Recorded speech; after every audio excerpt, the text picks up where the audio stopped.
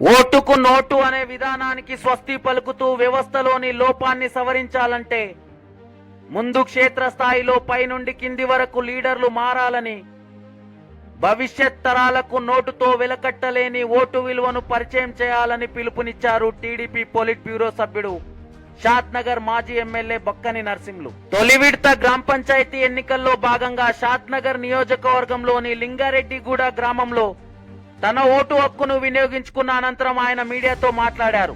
ప్రస్తుత పాలిటిక్స్ లో రాజకీయాలకు మింగుడు పడని అంశాన్ని ప్రస్తావించిన బక్కని అంబేద్కర్ రచించిన రాజ్యాంగంలో ప్రజలనే రాజులుగా అభివర్ణించారు. రాజ్యాంగానికి లోబడి న్యాయ నిర్ణేతలుగా ఉండాల్సిన ప్రజలు ప్రజాస్వామ్యబద్ధంగా ఎన్నుకోవాల్సిన కార్యనిర్వాహక శాఖ వ్యవస్థకు తూట్లు పొడవడం పెను ప్రమాదమని తెలిపారు. డబ్బు రాజకీయాలు శాసిస్తున్న వేళ ప్రజల్లో అనంతమైన మార్పు రావాలంటే లీడర్లు మారాలని పేర్కొన్నారు.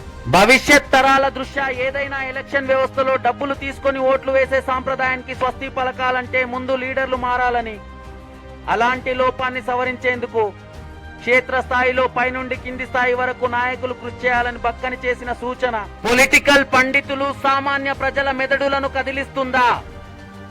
రాబోయే మూడో విడత గ్రామ పంచాయతీ ఎన్నికలతో పాటు ఎంపీటీసీ, జెడ్పీటీసీ, మున్సిపల్ ఎన్నికలపై ఎలాంటి ప్రభావం చూపుతుంది? ప్రస్తుత పొలిటికల్ సర్కిల్స్ లో అనితర సాధ్యం అవ్వని సూచన చేసిన బక్కని ఆశయం నెరవేరుతుందా అనే ప్రశ్నల నడుమ సమీప భవిష్యత్తులో డబ్బుతో పాటు ఇతర ప్రలోభాలకు లొంగకుండా సామాన్య ప్రజానికం అసమాన తీర్పులతో పాలిటిక్స్ ను డిసైడ్ చేస్తుందా? సామాన్య ప్రజలు పొలిటీషియన్స్ లో ఆయన ఇచ్చిన పిలుపు ఎంతటి ఇంపాక్ట్ క్రియేట్ చేస్తుంది, ఎలాంటి రిజల్ట్ రాబడుతుంది? వేచి చూద్దాం. Wait and watch. చూస్తూనే ఉండండి సీమై టీవీ. అంబేద్కర్ గారు రచించింది ఏంటంటే ప్రజలే రాదు.